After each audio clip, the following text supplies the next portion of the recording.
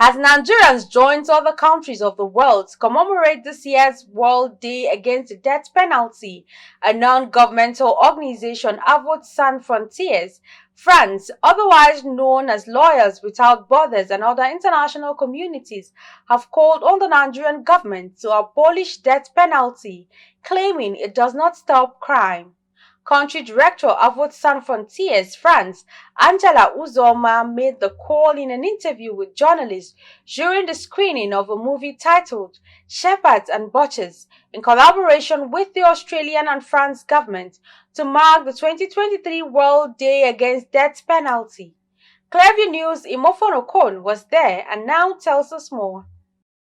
Recently, the Lagos State High Court convicted and sentenced to death by hanging a suspended assistant superintendent of police for the Mother of Lagos Best lawyer, advising the Nigerian government to emulate Ghana and other countries of the world by working towards the abolition of the death penalty. The country director of AFS Sans Frontières France in Nigeria, Angela Uzama, said although more than 3,000 Nigerians are on the death penalty, the number is not exact.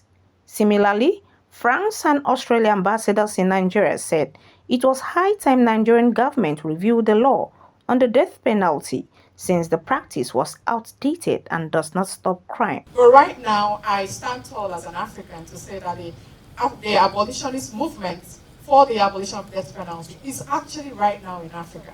And we do hope that the Nigerian government will take a cue to look around in the continent from all the countries that have abolished the death penalty, including Ghana, that recently just did away with the death penalty, to see what lessons we can learn from those countries and also bring home that to our country. Deploring the fact that this cruel, unjust, inhuman, as Angela said, punishment still continues to be applied in actually 52, I think, states in the world. We call on all of them to observe a moratorium with a view to the permanent abolition of the death penalty. We also call on all states to sign and ratify the second optional protocol to the International Covenant on Civil and Political Rights, aiming at the abolition of the death penalty. Australia opposes the death penalty in all circumstances and for all people, and we support the universal abolition of the death penalty. Quite simply, it doesn't work.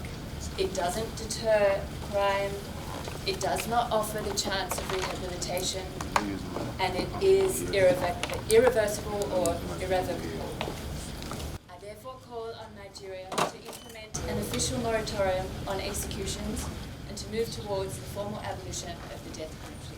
The Attorney General of the Federation and Minister of Justice, who was represented by the Secretary, Federal Justice Sector Reform Coordinating Committee in the Ministry of Justice, Felix Otaokoye, and the representatives of the National Human Rights Commission observed that the list of capital offenses for which the death penalty may be applied had increased as a result of the adoption of Sharia-based criminal law in some states in the northern parts of Nigeria. So when you sentence somebody to death, plus keeping him on a very good solitary environment, it's kind of a dog with joke at the bottom of it. So we join everyone that this idea of death penalty should be stopped, and we should make recourse to rehabilitation, reintegration, and reformation of people. And of course, we can give them life sentence. Today, we embark on a journey of profound discussions and reflection aiming to shed light on the irreversible consequence inflicted upon those who may face the ultimate punishment. Highlights of the event included panel discussion, among other things. As of late 2022, 53 countries retain capital punishment.